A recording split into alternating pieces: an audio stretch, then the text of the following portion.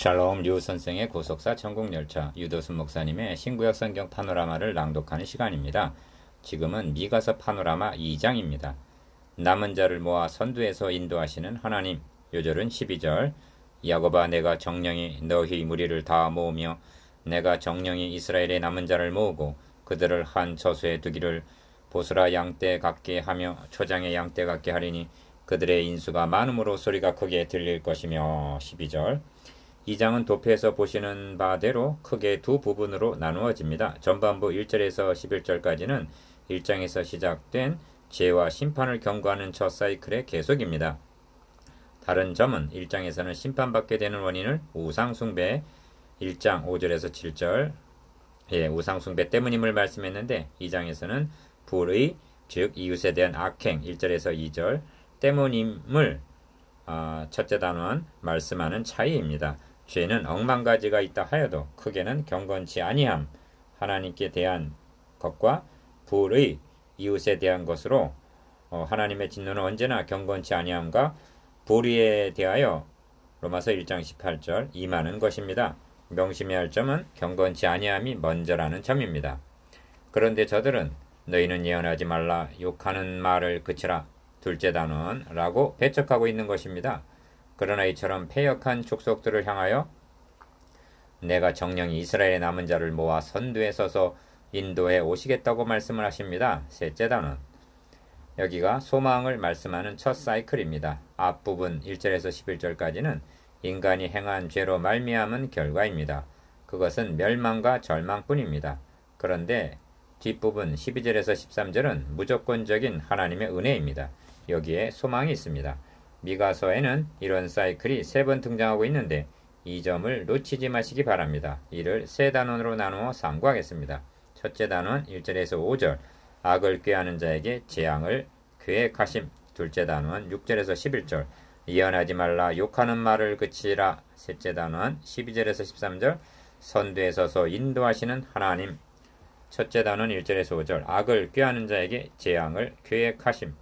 침상에서 악을 꾀하며 간사를 경영하고 날이 밝으면 그 손에 힘이 있으므로 그것을 행하는 자는 화 있을진저. 1절 1. 본 단원의 중심점은 여호와의 말씀에 내가 이 족속에게 재앙 내리기를 계획하노니 하는 말씀이었습니다. 3절 상반절 누구에게 재앙 내리기를 계획하시는가? 기억, 침상에서 악을 꾀하며 간사를 경영하는 자에게 라고 말씀합니다. 그들이 누구인가? 니은 그 손에 힘이 있는, 즉 권세 있는 자들입니다. 2. 그들이 꾀하는 악이 무엇인가? 기억, 밭들을 탐하여 빼앗고 집들을 탐하여 취하니 그들이 사람과 그 집 사람과 산업을 학대하도다 합니다. 2절 사람이라는 말을 2번이나 언급하고 있는데 이는 니은 이웃들에게 행하는 악, 즉 불의입니다. 서두에서도 말씀드렸습니다만 이는 먼저 하나님과의 관계가 잘못되었기 때문에 경건치 아니함, 필연적으로 따르게 되는 죄악입니다. 그들은 침상에서 악을 꾀하며 간사를 경영하나 하나님은 재앙 내리기를 계획하신다고 경고하십니다. 3. 너의 목이 이에서 벗어나지 못할 것이오 합니다. 3절 중반절 이는 저들이 개처럼 포로로 끌려가게 될 것을 가리킵니다. 아모스 선지자는 그러므로 저희 지도자들이 이제는 사로잡히는 자 중에 앞서 사로잡히리니 하고 아모스 6장 7절 제일 먼저 끌려가게 될 것을 경고했습니다. 또한 교만이 다니지 못할 것이라 이는 재앙의 때임이니라 하고 3절 하반절 교만하던 저들이 재앙을 만나게 될 것을 거듭 강조합니다. 4. 그때 우리가 온전히 망하게 되었도다. 그가 내 백성의 산업을 옮겨 내게서 떠나게 하시며 우리 밭을 나누어 패역자에게 주시는도다 하고 4절 슬픈 애가를 부르게 될 것이라 말씀합니다. 그러므로 여호와의 회중에서 제비를 뽑고 줄을 띨 자가 너희 중에 하나도 없으리라 하십니다. 5절 제비 뽑고 줄을 띨 자란 가나안 땅을 기업으로 분배하던 일을 가리킵니다. 이제는 정반대로 기업을 빼앗기게 되리라는 말씀입니다. 이것이 악을 꾀하는 자에게 재앙 내리기를 계획하심입니다. 3절 둘째 단원 6절에서 11절 예언하지 말라, 욕하는 말을 그치라. 그들이 말하기를 너희는 예언하지 말라, 이것은 예언할 것이 아니오늘 욕하는 말을 그치지 아니한다 하는도다. 6절 1. 선지자 미가의 말을 듣는 저들의 반응은 어떠했는가? 기억. 너희는 예언하지 말라. 함부로 입을 놀리지 말아라. 욕하는 말을 그치지 않겠느냐 하고 6절. 하나님의 경고를 욕하는 것으로 여겼다는 것입니다. 예레미야 선지자의 예언에 대해서도 왕에게 상수하기를 너희는 이 사람이 백성의 평안을 굳이 아니하고 해를 구하오니 청컨대 이 사람을 죽이소서. 그가 이같이 말하여 이 성에 남은 군사의 손과 모든 백성의 손을 약하게 하나이다 하고 말했던 것입니다. 예레미야 38장 4절. 어느 시대나 진실한 말씀은 귀에 거슬리는 부정적인 말로 들리는 법입니다. 그래서 성도들이 듣기 좋아하는 긍정적인 설교를 해야 부흥이 된다고 말합니다. 교회 내에서도 바른 말을 하면 듣기 싫어합니다. 화목과 일치를 해치는 자로 취급을 합니다. 듣기 좋은 말만 하라 합니다. 2. 그들은 말하기를 기억. 여호와의 신이 편급하시다 하겠느냐? 그렇게 성질이 급하신 분이란 말이냐? 그의 행위가 이러하시다 하겠느냐? 그가 실제로 이런 끔찍한 심판을 행하시겠느냐? 하고 거부했다는 것입니다. 그들을 향해서 하나님은 말씀하십니다. 나의 말이 행위 정직한 자에게 유익이 되지 아니하냐. 7절 하반절. 즉 너희들이 정직히 행하였으면 이런 일이 임하겠느냐는 뜻입니다. 3. 그러시면서 근래에 8절 상반절. 저들이 범하고 있는 악행을 예로 듭니다. 기억. 전쟁을 피하여 평안히 지나가는 자들의 의복 중 겉옷을 벗기며 니은 내 백성의 부녀들을 너희가 그 즐거운 집에서 쫓아내고 디귿 그 어린 자녀에게서 나의 영광을 영영히 뺀앗는도다 합니다. 8절에서 9절. 지나가는 자, 부녀, 어린아이는 모두 힘없는 약자들을 가리킵니다. 저들의 겉옷은 잠잘 때 덮고 자는 유일한 옷입니다. 그래서 하나님께서는 해가 지기 전에 그에게 돌려보내라. 그 몸을 가릴 것이 이뿐이라. 이는 그 살의 옷인즉 그가 무엇을 입고 자겠느냐 하고 말씀하셨습니다. 출애굽기 22장 26절에서 27절. 그런데 저들은 빚값으로 겉옷을 벗기고 부녀를 종으로 삼고 어린이를 노예로 팔아먹었다는 것입니다. 4. 이것이 너희의 쉴 곳이 아니니 일어나 떠날지어다 하고 10절 상반절 선고하십니다. 이는 그들이 이방으로 추방당하게 될 것을 뜻합니다. 하나님께서 저들을 애굽에서 인도해내사 가나안 땅을 기업으로 주신 것을 기억. 너에게 안식을 주사 너희로 평안히 거하게 하신 것이라 말씀했습니다. 신명기 12장 10절. 그러나 이제는 니은 그것이 이미 더러워졌음이라 하십니다. 10절 중반절. 하나님은 미리 경계하시기를 너희도 더럽히면 그 땅인 너희 있기 전 거민 가나안 거민을 토함같이 너희를 토할까 하노라 하셨습니다. 레위기 18장 28절. 디귿 그런즉 반드시 멸하리니 그 멸망이 크리라 하십니다. 10절 하반절. 이런 처지에 놓였음에도 저들은 너희는 예언하지 말라 욕하는 말을 그치라 하고 거부하고 있는 것입니다. 5. 사람이 만일 허망히 행하며 거짓말로 이르기를 11절 상반절. 그렇다면 저들이 선지자의 경고는 듣기 싫어하고 어떤 말을 듣기를 좋아했는가? 기억, 허망한 것, 거짓말을 의뢰하고 있다는 것입니다. 예를 들어 니은 내가 포도주와 독주에 대하여 너에게 예언하리라 11절 중반절 할 것 같으면 그 사람을 선지자로 여긴다는 것입니다. 11절 하반절. 여기서 포도주와 독주란 세속적인 향락, 즉 물질 축복, 만사, 형통 같은 것을 말하면 아멘 하면서 좋아한다는 그런 뜻입니다. 이 점을 예레미야 선지자는 이 땅에 기괴하고 놀라운 일이 있도다. 선지자들은 거짓을 예언하며 제사장들은 자기 권력으로 다스리며 내 백성은 그것을 좋게 여기니 그 결국에는 너희가 어찌 하려느냐 하고 단식하고 있습니다. 예레미야 5장 30절에서 31절. 제발 이 땅에는 이러한 기괴하고 놀라운 일이 없기를 바랍니다. 셋째 단은 12절에서 13절. 선두에 서서 인도하시는 하나님.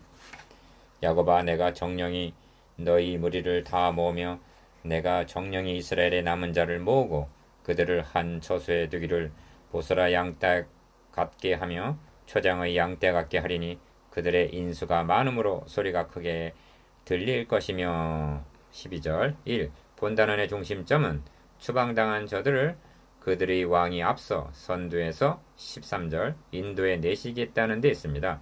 이는 소망을 말씀하는 첫 사이클입니다. 1장 1절에서 2장 11절까지는 인간이 행한 일입니다. 그 결과는 멸망이요 절망뿐입니다. 그런데 13절에는 내가 정령이라는 말이 2번 강조되어 있습니다. 이는 하나님이 반드시 하시겠다는 굳은 의지를 나타내심입니다. 이처럼 배은망덕하고 절망적인 저들에게 기억, 내가 정령이 너희 무리를 다 모으고 하십니다. 12절 상반절. 이렇게 행해 주심이 저들에게 그럴 만한 가치와 공로가 있기 때문이란 말인가? 아닙니다. 이는 전적인 은혜인 것입니다. 지금 저들은 열방의 흩음을 당하고 내어 쫓기는 처지에 놓인 것입니다. 그러나 그것이 끝이 아닙니다. 니은 내가 정령이 이스라엘의 남은 자를 모으고 그들을 한 처소에 두기를 보스라 양떼 같게 하며 초장의 양떼 같게 하리니 하고 12절 중반절 포로에서 귀환하게 하실 것을 약속하십니다. 이 그뿐만이 아닙니다. 기억 그들의 인수가 많으므로 소리가 크게 들릴 것이며 하고 12절 하반절 많은 수로 번성하게 될 것을 말씀하십니다. 이 말씀이 기억 1차적으로는 유대인들이 바벨론에서 귀환함으로 성취가 되었습니다. 그런데 여기서 머물러서는 아니 됩니다. 왜냐하면 하나님께서 인류의 시조가 범죄한 현장에서 내가 여자의 손은 너의 머리를 상하게 할 것이요 하고 창세기 3장 15절 선언하신 말씀은 저들이 출애굽하고 출바벨론 한다고 성취되는 것이 아니기 때문입니다. 아브라함에게 니은 내가 너에게 큰 복을 주고 너의 씨로 크게 성하여 하늘의 별과 같고 바닷가의 모래와 같게 하리니 하고 창세기 22장 17절 세워지신 언약이 바벨론에서 돌아와 인수가 많음으로 해서 성취될 언약이란 말인가? 3. 포로기한의 약속은 미가 선지자만이 한 것은 아닙니다. 예레미야 선지자도 바벨론에서 70년이 차면 내가 너희를 건고하고 나의 선한 말을 너희에게 실행하여 너희를 이곳으로 돌아오게 하리라 하고 약속했습니다. 예레미야 29장 10절 그런데 그 약속이 어떤 문맥에서 주어졌는가를 주목해야만 합니다. 내가 이스라엘과 유다 집에 새 언약을 세우리니 하고 예레미야 31장 31절 새 언약과 연결이 되고 있습니다. 곧 내가 나의 법을 그들의 속에 두며 그 마음 돌비가 아닌 그 마음에 기록하여 나는 그들의 하나님이 되고 그들은 내 백성이 될 것이라 하십니다. 예레미야 31장 33절 이는 예수 그리스도로 말미암아 성취될 복음이지 율법이 아닙니다. 4.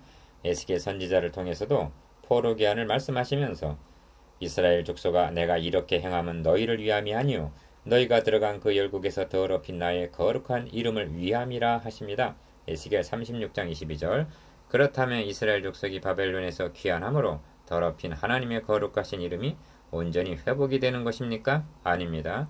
에덴에서 추방당한 아담의 후예들이 돌아오므로 회복되는 것입니다. 그래서 하나님은 잃어버린 자를 찾아 구원하시기 위해서 자기 아들을 대속제물로 보내주셨던 것입니다. 구속사역에는 하나님의 거룩하신 이름, 명예가 걸려있음을 명심해야만 합니다.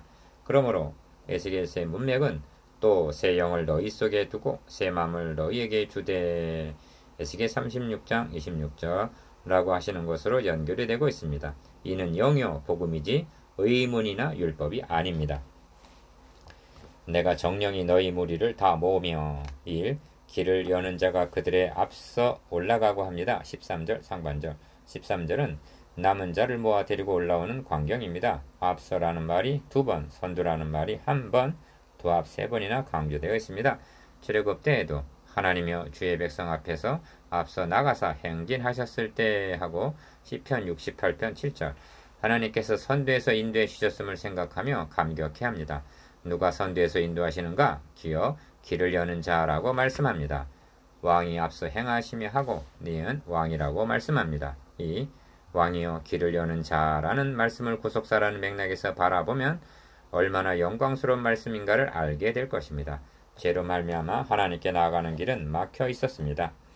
잠시 동안만 막혀 있었던 것이 아닙니다. 구약시대 내내 막혀 있었습니다. 그것을 사실적으로 계시하고 있는 것이 성막의 휘장입니다. 성경은 말씀합니다. 기억, 성령이 이로써 성막의 휘장을 통해서 보이신 것은 젖장막이 서 있는 동안 구약시대에 성수에 들어가는 길이 아직 나타나지 아니한 것이라 히브리서 9장 8절 그렇다면 그 길이 언제 열려졌는가? 주님이 십자가상에서 다 이루었다고 선언하셨을 때 비로소 열려진 것입니다. 성경은 말씀합니다. 니은 그러므로 형제들아 우리가 예수의 피를 힘입어 성수에 들어갈 담력을 얻었나니 그 그 길은 우리를 위하여 휘장 가운데로 열어놓으신 새롭고 산 길이요 휘장은 곧 저의 육체니라. 히브리서 10장 19절. 3. 우리 주님은 길을 여는 자 우리의 왕이십니다. 기억 출애굽 당시 광야를 행진할 때에도 수두로 유다 자손 징계에 속한 자들이 진행했습니다. 민수기 10장 14절. 이는 하나님의 명에 의한 것입니다. 유다 징계가 선두에 서서 길을 열면서 진행해 나갔습니다. 이는 무심한 일이 아니라 유다를 통하여 나실 그리스도께서 선두에서 인도하셨음을 계시해 주고 있는 것입니다. 그때 바다 홍해는 이를 왕의 행차를 보고 도망하며 유다는 물러갔으며 하고 시편 114편 1절에서 2절 감동적으로 노래하고 있습니다. 구약의 희미한 빛 아래서도 이처럼 신령한 것을 보았거늘 밝히 드러난 신약의 빛 아래서 그 이 영광스러움을 보지 못한다면 얼마나 통탄할 노릇입니까? 미가서는 이를 증거하기 위해서 우리에게 주어진 것입니다. 만일 선지서를 설교하면서 니은 우리는 저들처럼 범죄하지 말자 하고 교훈만을 전하고 그리스도를 증거하지 않는다면 첫째 우리도 심판을 면할 길이 없을 것입니다. 왜냐하면 율법의 행위로 그의 앞에 의롭담을 얻을 자가 없기 때문입니다. 둘째, 기쁨과 감사와 찬양이 우러나오지 않을 것입니다. 도리어 의문이 마음을 짓누르게 될 것입니다. 길을 여는 자, 선두로 행하시는 자를 증거해야만 합니다. 구원만이 아니라 성화까지도 율법의 형벌이 아니라 복음을 통한 사랑만이 가능하게 해줄 수가 있기 때문입니다.